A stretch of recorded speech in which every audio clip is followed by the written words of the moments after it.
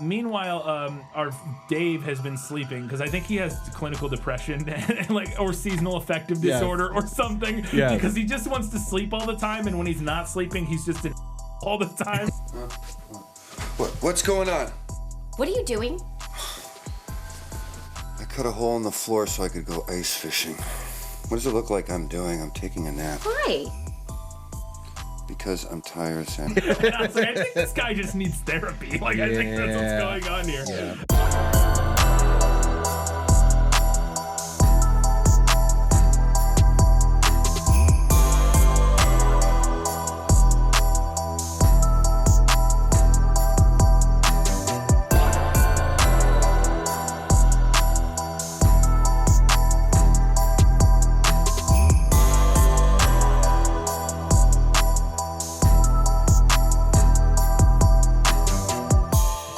Welcome back to the 188th episode of Good Bad Show. Watch for terrible movies, television too. I'm your host, Mr. Brian Shilligo, and that's Kyle Henn. It's December, baby! Yes!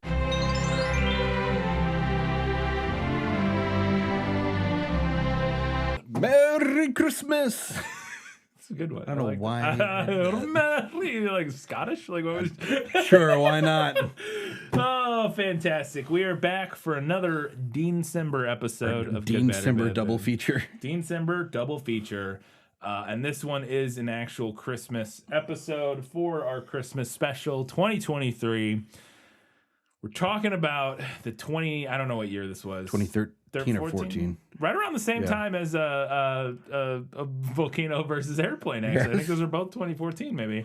We're talking about the Christmas classic that we all know and love. A Dog for Christmas. For Christmas. What? The peace and quiet of the Madison family home is about to come to an end, and the Bavarian horde of relatives are about to come sweeping in like a level 5 tsunami. This ought to be fun. What kind of toilet paper you got?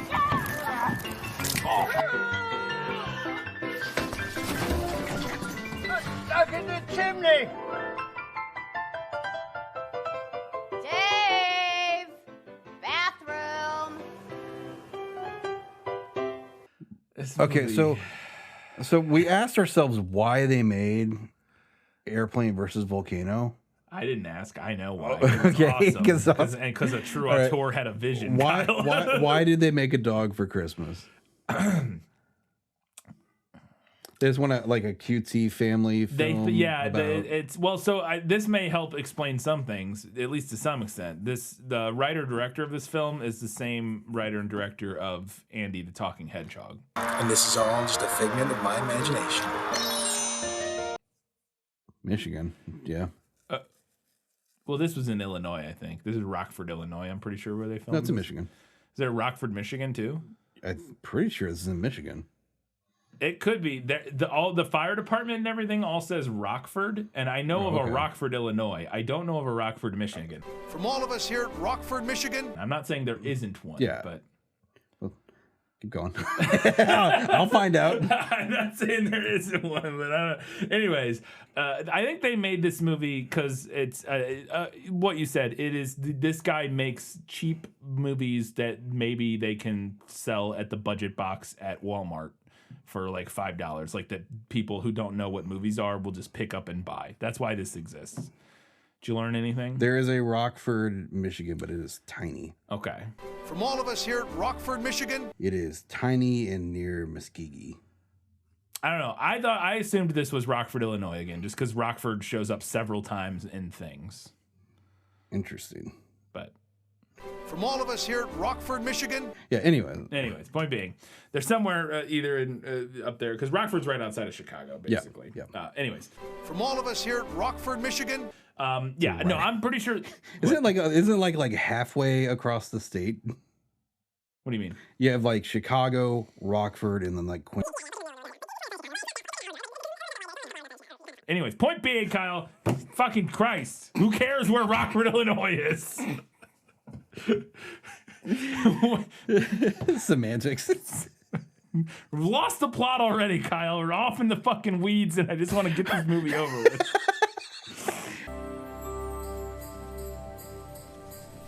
What? It wasn't enjoyable. This movie, oof. I picked it, so I mainly picked this because one, Dean Cain, Dean Simber Christmas movie, And dog. It's a double feature, the double trouble feature of Dean Cain, bad Dean Cain movies, Yes. which is it has an animal in it of some sort, and it's a Christmas movie. And again, we got both of them here. Boy, this movie, nothing happens. No. It's nothing. This is a movie without a plot. Yeah. And it's the worst.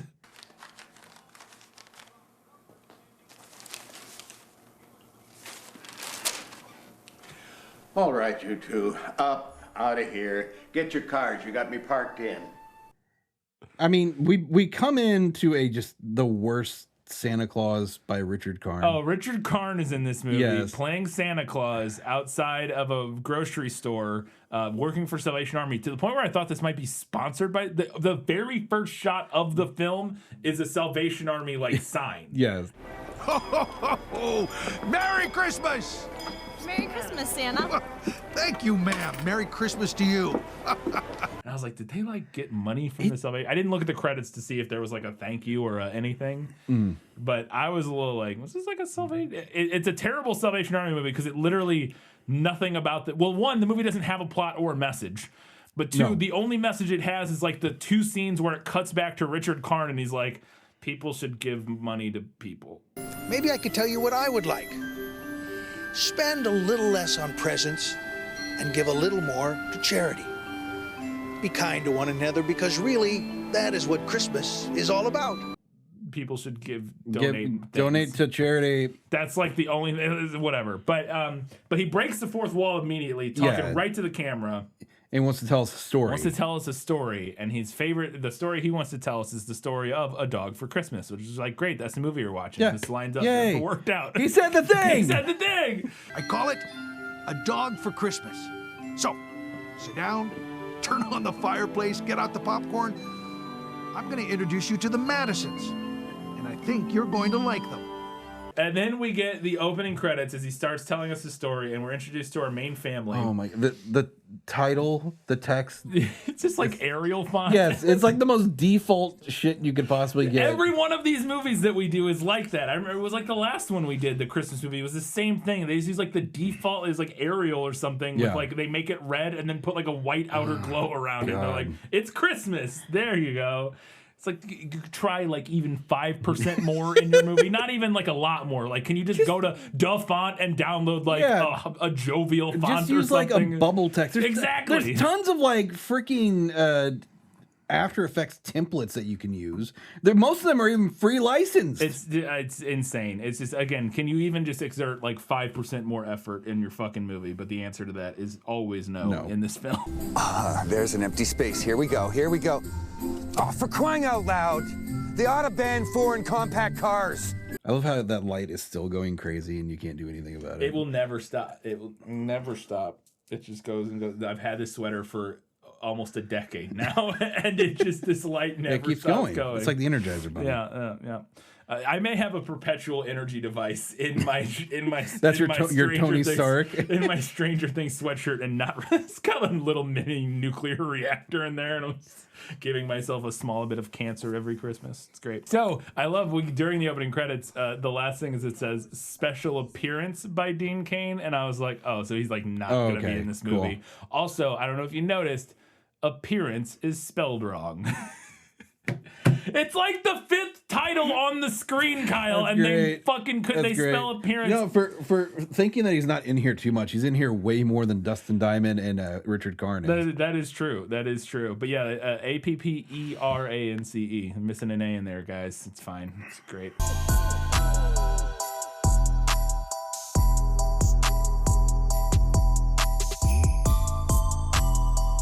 So then we're driving with this family in a car, and first sign of quality, you can tell that these people don't have any idea what fucking indie filter is or anything, because they or indie film or anything, because they're shooting in this car out towards like the windshield or whatever, completely blasted and it's out. completely blown out to the point of just like it's like white, like stark white, and you can kind of see our people inside the car. It's supposed to be in the winter, you know.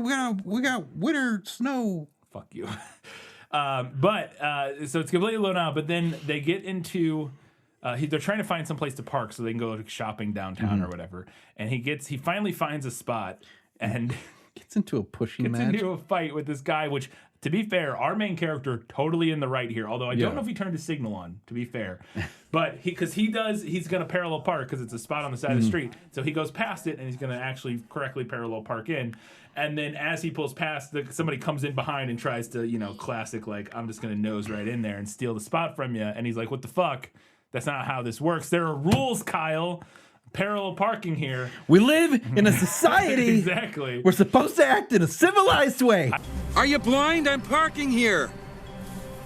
Can you believe this guy? Unbelievable. I will say, like I said, I don't know if he used his blinker or not, but if he did, he was 100%. If he didn't use the blinker, screw. It's at least a little bit more understandable. But, anyways, so they get into, like you said, like a shoving match and like pushing each other with the car. And our main character is an unhinged crazy person, like the father, like Dave, I think is his name. He's an unhinged crazy person with a. This film needs to be PG filter on it. Yes. So you can never curse or anything. You just caused an accident, you imbecile! Jerry, what are you doing? He doesn't want to move the car? I'm moving for him. Dave! Oh my gosh! He just like is obnoxious. Also, hilariously, this guy pushing him, like rear-ending him, is like the most New York guy possible. He doesn't want to move the car? I'm moving for him. Also with the most obvious wig I've ever seen. It's pretty incredible. It's great. But my only other note for this scene is that the dude with the wig from behind deserves to be sent to the Hague because what he's doing here is he is absolutely in the wrong. Oh my gosh, he's pushing on! Buckle up, Cassandra. What are you gonna do? What are you doing? I didn't buy this SUV so we could be pushed around. I'm I'm taking the bull by the horns and I'm protecting our territory.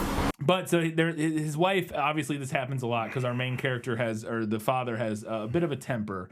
And so they have this conversation where he says he's going to, he promises to like not be an asshole till after Christmas. I just want to have a nice, quiet evening with my family. Absolutely. I will be incident-free until New Year's. Scout's honor. Okay. Okay. Well, that lasts like 5 seconds because they're ice skating downtown and some random teenager starts hitting on his wife. Hey, you're hot. And he's like, why don't you guys go to Starbucks? And then he just gets into a fist fight. oh, that's great. He goes up and just body checks him like he's in the neutral zone. Yeah. Oh, pardon me. Fucking body checks him, lays him out, and then the kid comes after him, and then they just start fighting. It's amazing. It's great.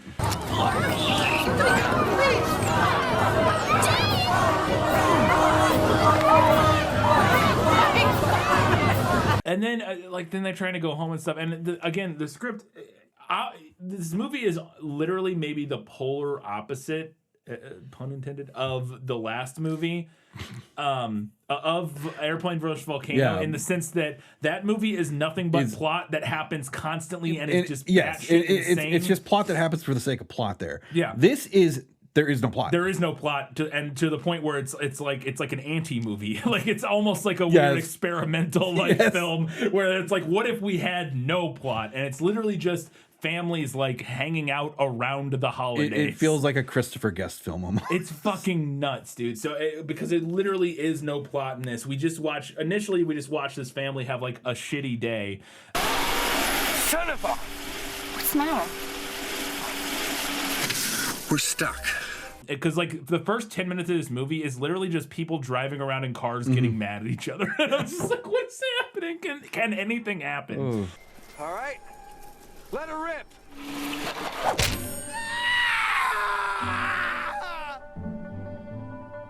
Then they get back home and their family shows up. Their family's all coming to visit for Christmas, and they all like barge in the front door, and there's like 30 people there, whatever, kind of like a classic Home Alone Hey. moment.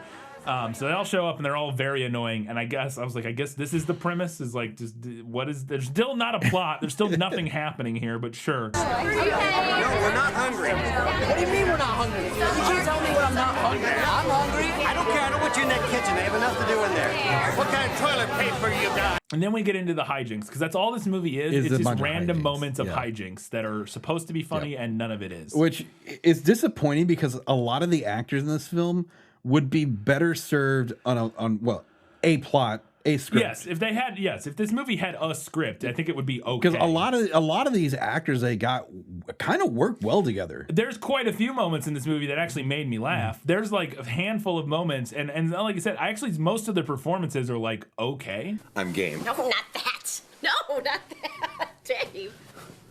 Cassandra and I have some last-minute shopping to do. We need you to drive so you can drop us off at the door while you circle around forever for a parking spot. And we're gonna need your help carrying things too. So come on. Like I will say this director, the one thing I think he's good at is finding actors who have decent chemistry. I guess maybe that is the case, because he has no creative vision apart from that whatsoever. Yeah. Again, this movie does not have a script. I'm curious if he was a casting director before he started making his own films.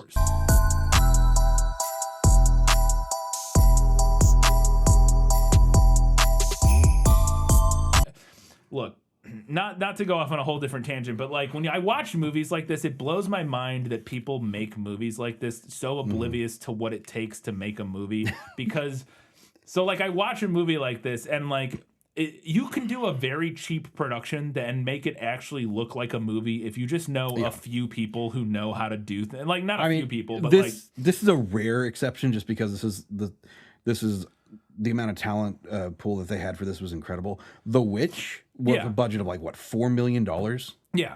And it looks incredible. Yeah, and there are other even smaller movies than that if you have even just a DP or somebody who like has some bit of skill and knowledge and you spend a little bit of time on making your movie, like you can make something that somewhat resembles a movie. Yeah. Like, you know, but this is literally every scene in this movie.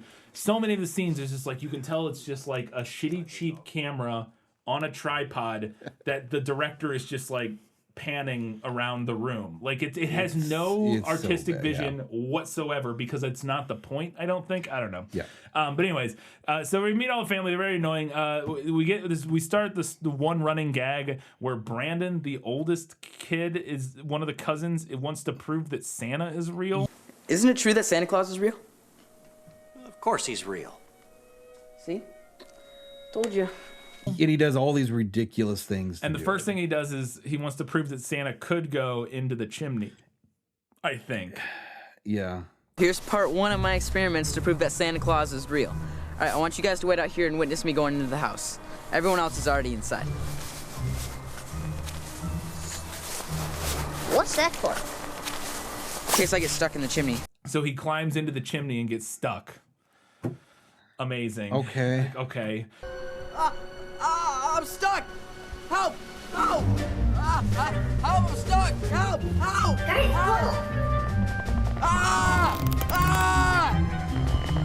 Help! Meanwhile, our Dave has been sleeping because I think he has clinical depression or seasonal affective disorder or something. Yeah. Because he just wants to sleep all the time, and when he's not sleeping, he's just an asshole all the time.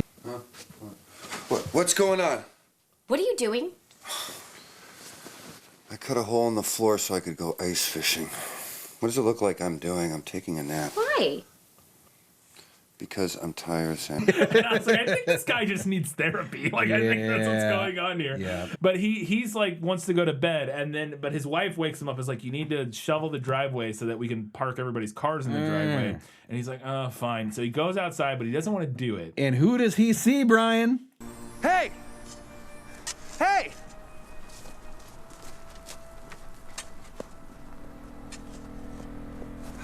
Hey, how much for the driveway? $50. Come on, that's a little.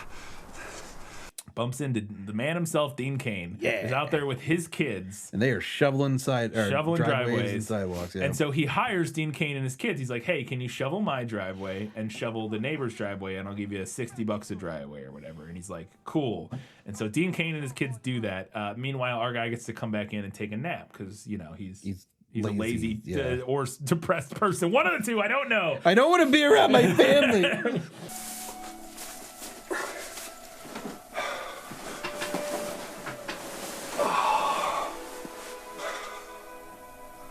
So I was like, why is he so tired? And I love he goes into that bedroom to sleep and he leaves the light on. I was like, something is wrong with you. Because then when he leaves the room, he turns the light off. I was like, you were sleeping with the I don't.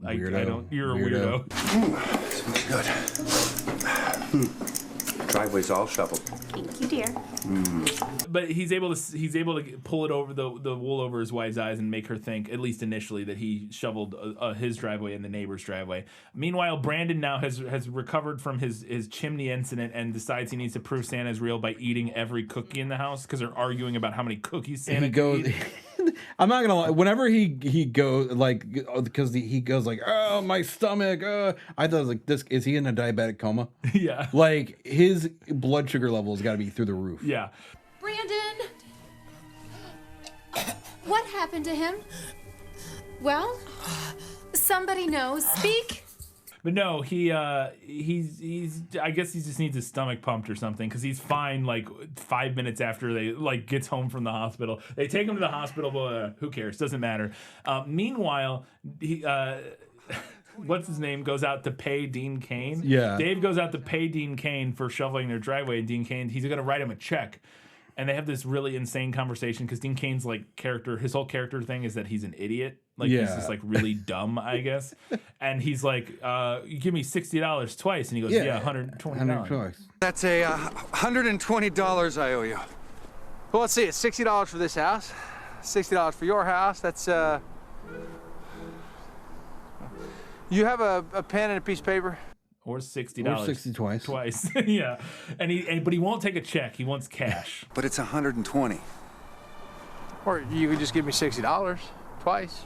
So he won't write him a check. He wants cash only. So he's gonna get him cash, but he doesn't have any cash. So he's like, well, we'll go to the ATM then. So they get in the car and they go to the ATM, and they have a dog with them as well. In what situation would this guy not know his own goddamn PIN? Yeah, so they get to the ATM, and he's like, I don't know my PIN. You put in your PIN. PIN? I don't know my PIN. You just type it in. I don't know what it is. And I was like, this guy's the worst fucking adult I've ever seen. Dude, you need to get your shit together. I don't know what is going on here. But he doesn't know his PIN. Oh, also, I love there's this little line where some of Dean Cain's own actual beliefs sneak into the movie where as they're driving to the ATM, Dave says something about he's like, did you go to college or something? And Dave's like, oh yeah, I went to University of Michigan or University of whatever. And Dean Cain's like, it's a waste of time. They don't teach you anything but socialism there. And I was like, yeah, all right. I see you, Dean Cain. You go to college? University of Michigan. Waste of time. They don't teach you nothing but socialism there. But he doesn't know his fucking PIN number, so he can't get money out.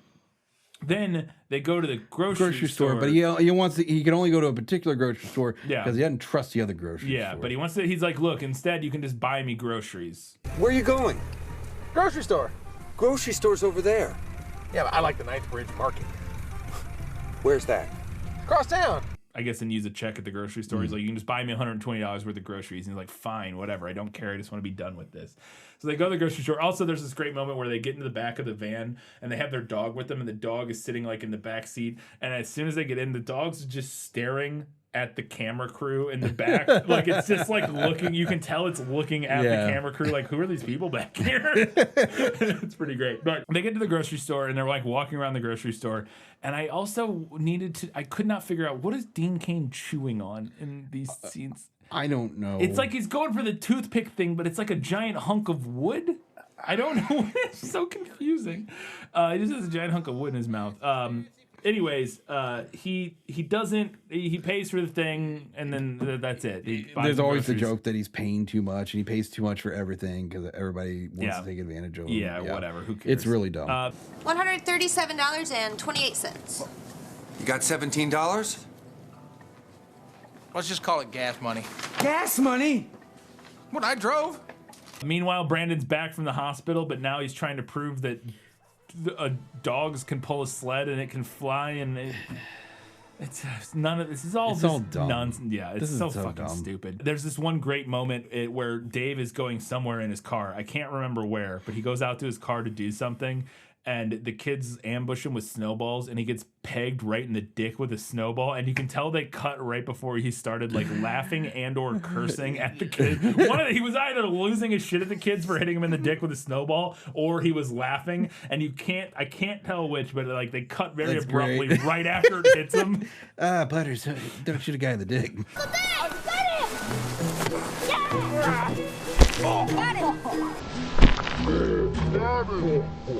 Anyways, so we find out the grandpa gets, which there's this one grandpa character. He gets a note from the little girl. Yeah, he's Kinsey got or a whatever, letter to Santa for what she wants. Of the one thing she wants for Christmas, and this is the only thing even resembling a plot in this movie, and it's in it for like 30 seconds and forgotten. it gets forgotten again.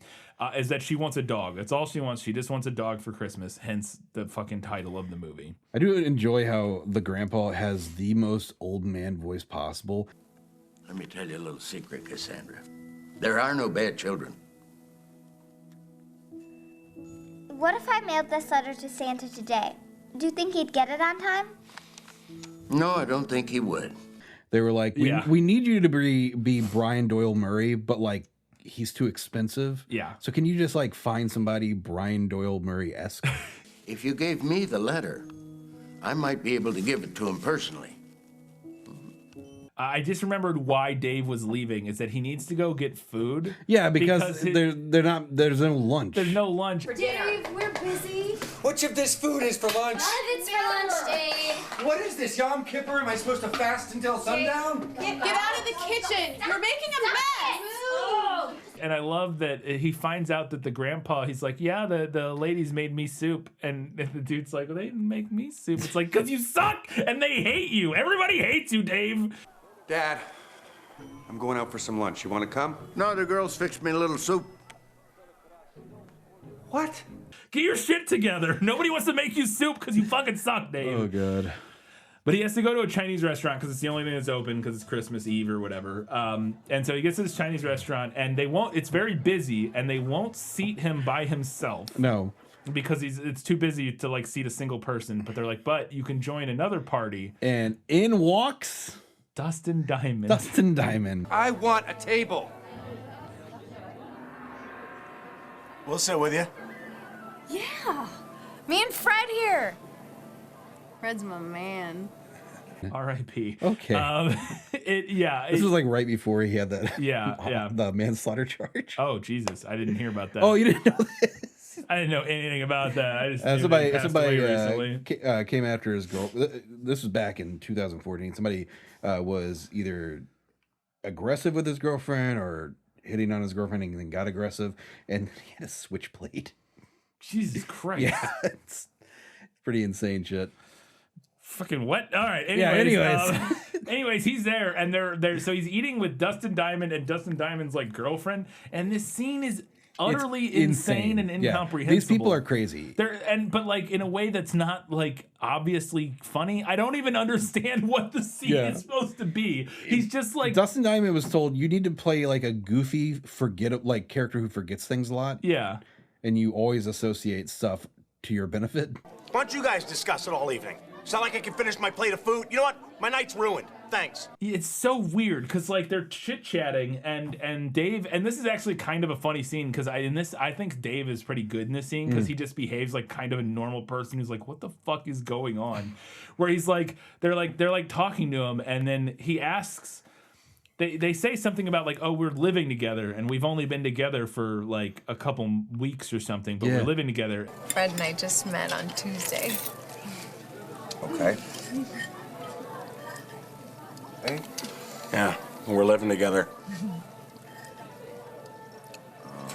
All right. And then Dave like, doesn't say anything. Do you think that's weird? Yeah, and they're like, don't you want to ask us about that? And he's like, so no. What's up with? And he goes no initially, but then he's like, I get like, what's up with? What's your story? What's your deal? So what do you think about that? Well, it's really none of my Look, you two are adults. You do what you like. And then Dustin Diamond gets all like freaks out and gets mad at him. What do you mean? You mean that you're living together in the same house? Or do you mean that you're living together in the same room, bed, etc.? Hey, no, you know what? Shame on you. Excuse me? Yeah, it's not something you ask a lady at the dinner table. And then leaves. And I'm like, what is happening? Well, maybe we should just not talk about any of this. You know what? Maybe we should. Why don't you guys discuss it all evening? It's not like I can finish my plate of food. You know what? My night's ruined. Thanks. What is happening? It's so fucking weird. Look, man, my buddy in the war, he got bird flu. Meanwhile, Grandpa bumps into Richard Karn Santa Claus, who knows that the girl wants a dog because he's Santa. Yeah, he's magic. Yeah, anyways. Then they're going to go, later that day, he gets back from the restaurant. They're going to go to like a Christmas party or something, like an office Christmas party, I think. And she talks, the little girl says she doesn't want to go because she's worried that her dad's going to get drunk and sing again. Just promise me Dad won't sing again.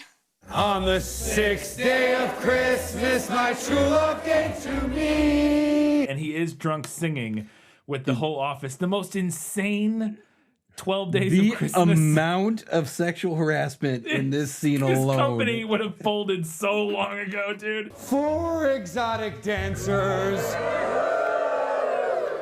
There's like 8,000 sexual harassment HR claims in this one, like 45 seconds in this fucking And movie. most of them are from Dave. Yes, Dave is, yeah, it's fucking wild. So he's leading this whole song, and it's all just weird and sexual for no reason. 2 French kisses. Because Dave, I guess, is a weird, horny guy. I He gets don't to the point know. where he's like, 2 French kisses, 1 for my wife. And then he goes and and then, tries like, to kiss, 1 like- from Debbie from accounting. Yeah, or whatever. exactly. 1 more French kiss. For here. 2 French kisses that had to be from my wife. So your wife's not like, what are you trying to say? Yeah, and then it's like, and three exotic dancers, and like a bunch of the guys come over and start like grinding on some. I'm like, what is going on? And then he gets to they finally get to the final one, and it's and a female undergarment in a pear tree. Everyone! And a female undergarment in a pear tree. What is even the joke thing? I don't even understand. I have no clue. Like a bra in a pear tree? I don't. It's awful. It's so awful. But this is maybe my favorite scene in the entire fucking movie because it's so fucking funny. Is that earlier the girl had said, and there's that one guy who always tries to explain like the stock market to me. Yep. Yeah, but that weird old guy always talks to me about that stock profile. Mr. Drummers talks to everybody about his stocks. And she's like, and it's so boring. And then we cut to her sitting in this chair, like. Well, I was trying to put a stop on the market, but sometimes it. You try to short it, but the market goes up. Can't win. Some people say buy the blue chips, but who knows? It doesn't go down like it's supposed to, and they go against you. That scene of that dude, this is the only scene he's in. That like 30 seconds of him like monotonely explaining his stock market strategy to this little girl was legitimately hilarious, and I was losing my shit the whole time. I prefer the tech stocks, NASDAQ, long-term options. That's the way to go. You make money if you're buying, you make money if you're selling. Most people don't understand the stock market like I do. He is way too good for this movie. It's fantastic. But have I always been a winner? No, of course not. Sometimes you take a hit. And then they're driving home, and we get another just ridiculous line. Like we hear like a voiceover of them in the car, and again, Dave is very drunk. Dave is like, 8 maids milking my big. David! He's milking my big, and then she cuts him off. It's like, why is this movie so horny now? What is happening? Remember at the beginning where Richard Karn was like, here's a family-friendly film. Clean enough for the whole family. 9 ladies dancing 8 maids milking my big. Yep. Really? And then we cut right from him singing about 8 maids milking his big whatever to like him laying on bed and his wife in a tiny tank top massaging him. And I'm just like, what is going on here? But then the doorbell rings and she goes to answer it, and it's Dean Cain, who is here to fuck things up because he's like, oh, you know, he left his gloves in my truck. Yeah, after I shoveled the driveway, and she's like, you motherfucker. I'm sorry. Do I know you? No. Dave hired me to shovel out your driveway and your neighbor's driveway yesterday.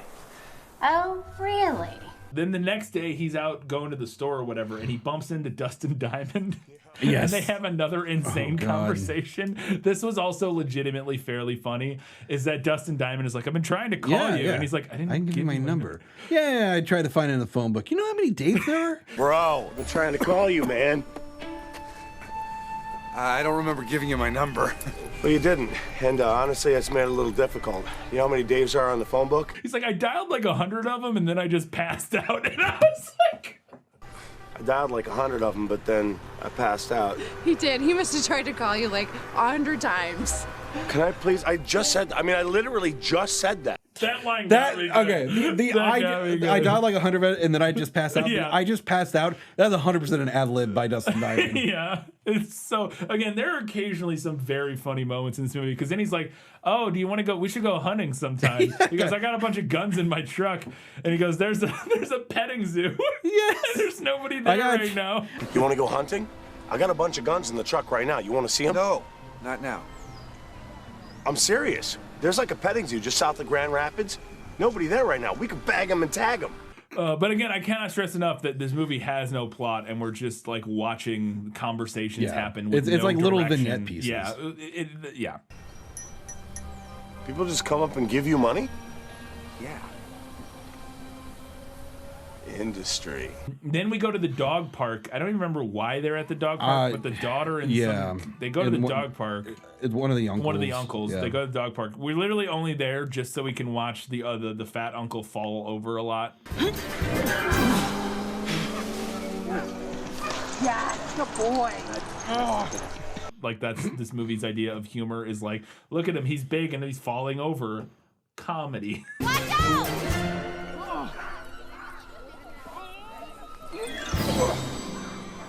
It's art. Amazing. Also, I don't know if you noticed, the guy he's sitting, or you probably wouldn't have looked this up. The guy they're talking to on the bench. Yeah, that's the director. Of course. Yeah, the guy with the crutches. Yeah, that's the director, writer-director of this film. The visionary. Yes, the visionary behind this and Andy the Talking Hedgehog, which I will say, Andy the Talking Hedgehog, that final twist. My God. I was hoping this movie was going to have a similar final twist, but that's not the case. And this is all just a figment of my imagination. The cousin Brandon and the other cousins cover the stairs in ice because they want to murder their family, I guess. I don't know. End up murdering the British neighbor. Yes. Merry Christmas. Put up your dukes, you Yankee coward. Good Lord. There's a random British neighbor who's been in like one scene who comes to like fight Dean Cain and slips and falls and I think dies on the ice. I'm gonna assume he died. Yes. Who cares? It's amazing. Then it's like Christmas Eve and they're like hanging out and they're opening presents. Sandy said, or who's the wife, says she doesn't like, one of the uncles has like wine in the living room and she's like, I don't allow drinks in the living room. What is that? Oh, it's Cabernet. Fantastic wine. You guys want me to get you some? Oh, no, thank you. I just don't allow beverages in the living room. I'm like, what is wrong? That is insane. How do you can't not allow drinks in a living room? That's the most unhinged thing I've ever heard. Whatever. But he does spill it because he like one of the kids runs into him and he spills wine on the floor or whatever. Flex. Go. And that, Ben, is why we have a no beverages in the living room policy. I'm just standing here. And now there's wine on my carpet. One of the aunts is like, they're like, don't remind her that she's turning 50. And yeah, everybody gets her like celebratory, like your 50 birthday or like Christmas presents or whatever. Because it's Christmas and your birthday. Yeah. And you're 50. Yeah. And that was my favorite detail and what I hoped the big swing and turn of this movie was going to be is that it's very clear that every single one of these women hates every single man that they're married to in this movie. Honestly, is this really necessary? Oh, look. Oven mitts. I didn't know what to get her. Thanks, dear. I picked out the fabric. You. Because they're all just like oblivious idiots, and the women are just like, and I was hoping the weird twist was going to be that they just murdered all of their husbands. So like, so it's like this scene in particular where we have all like the little relationships that each of these couples have. That is probably like the most genuinely nice part of the film, in a certain way. Like it is the only part of the film where I felt like this is the actors really having fun with their characters. Yeah, well, they're definitely like doing. Yeah, I don't know if I would call it genuinely nice, because again, the dynamic is that all they're these all men assholes. are idiots, and their wives all hate them. But Try it on. What? Go on. Well, I'm already wearing it. Try it on, Matt. All right. All right. Birthday girl. But it is, yes, there is some genuine, like, actual acting happening like, here. you and can like, see why the director put them into these yes. There these is some spots. the chemistry works in a way that feels fairly believable, like at times when they're kind of having these conversations. But yeah, it is. I couldn't get over. It's just like they all hate it. They hate them so much. You. At this point, we're almost done. But at this point, I was like, someone please tell this filmmaker that movie should have plots. I'm begging you. Because then we just get a whole random scene where the grandpa just reads that 'twas the night before Christmas to the kids to just fill time, I guess, at this point. 'Twas the night before Christmas, and all through the house not a creature was stirring, not even a mouse. The stockings were hung by the chimney with care, in hopes that St. Nicholas soon would be there. And then he climbs on the roof. Because he's like trying to pretend like Santa's there or whatever. I guess. On Prancer, dash away Richard Nixon, NFL Blitzen, and however the heck it goes. All led by a drunk reindeer with a big red nose. Yeah, he's like stomping around on the roof to make the kids think Santa's real, I guess is what's going on. Why did he get in the chimney? Because he gets stuck in the chimney. He doesn't freeze to death. He would have frozen to death, 100%. That would have been another fun surprise. Is this grandpa froze to death in the chimney, and that's the end of the movie. I'm stuck in the chimney! Meanwhile, downstairs, all of the dudes are getting drunk together, just drinking directly out of handles of vodka and like whiskey and stuff, just getting completely blasted. And it's just again another opportunity for them to do bad improv of like, we're drunk and we're singing, and it's just none of it is anything. It's all the worst. Bells on bobtails ring, making spirits bright. What fun it is to laugh and sing in a sleighing song tonight. Then we get a very brief moment of Richard Karn being like trying to give the movie a message where he's like, donate to charity, don't buy as many presents. The reason for the season is giving. The family. Spend a little less on presents and give a little more to charity. Be kind to one another, because really, that is what Christmas is all about. As I said, Grandpa's stuck in the chimney. I'm stuck in the chimney! Totally would have frozen to death. Who gives a shit? And then, surprise, Grandpa got her a dog. Got her dog without telling the parents. And they kind of do like a Christmas story ending where he's like, I already opened all my gifts. Are you sure you opened all your gifts? How'd you do this year? You work out? Okay, I guess. Okay, you guess. I don't want to complain. You mean you didn't get everything you wanted? Well, maybe next year. Did you have a nice Christmas? Yeah, pretty nice. Yeah, did you get everything you wanted? Almost. Almost, huh? Well, that's life. Well, there's always next Christmas. Oh, and then a dog shows up, and then they're like, a dog, and he's like, I had one when I was 7 or whatever, which again, they're just doing stole the whole ending from A Christmas Story. Whatever. What's the big deal? You can't just buy her a dog without our permission. Unbelievable. You had a dog when you were a kid? I had one when I was 8 years old. But she's got a dog and is happy, and that's like, again, the thing closest resembling a plot is like 15 seconds at the end of the movie. It's like, It's basically a 5-minute movie with 25 minutes, an hour and 25 minutes of filler. Yeah, absolutely. It's fucking boring, garbage nonsense. I hate this movie. It's bad. My favorite thing was that at the end, they have a special thanks in the credits. They're like, the very first thing that opens up in the credits is it just says, special thanks to these two people for letting us use their house. So they clearly just borrowed this house from two random people, and they were like, thank you. Not a special thanks at the end of the credits. It's literally the first thing. Like you would do like an in memoriam for like somebody that died. It's like, thank you for letting us use your house because that was the only budget we had for this movie. Editing Brian here, and I just made an incredible discovery. Not only do they put the special thanks first for letting them use that house, but I made a joke just now in the episode about how that's where you would normally put an in memoriam. This movie has an in memoriam. The grandpa died after they finished filming, and they put that at the end. They thanked the people for the house before they remembered the man who died making this movie.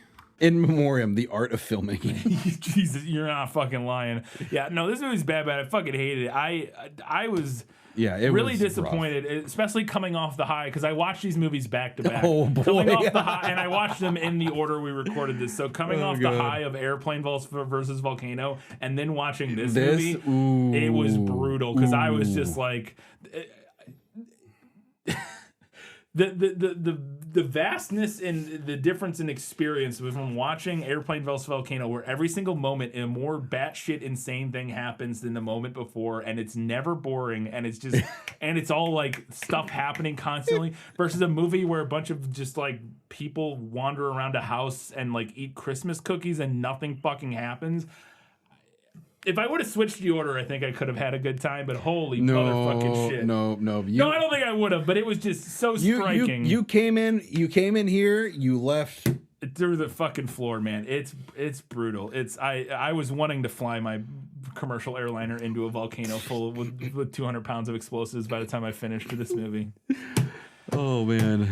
As always, you can do us a giant favor by heading over to patreon.com/GBorBB, support us there, and get access to some bonus content and all that kind of good stuff. We would appreciate it. We would enjoy it a lot if you would do that. You get access to, we got a little special patron bonus shorts where we talk about weird random stuff that can't really be in full normal episode, but it's great for a little bonus shorts. So go check that out.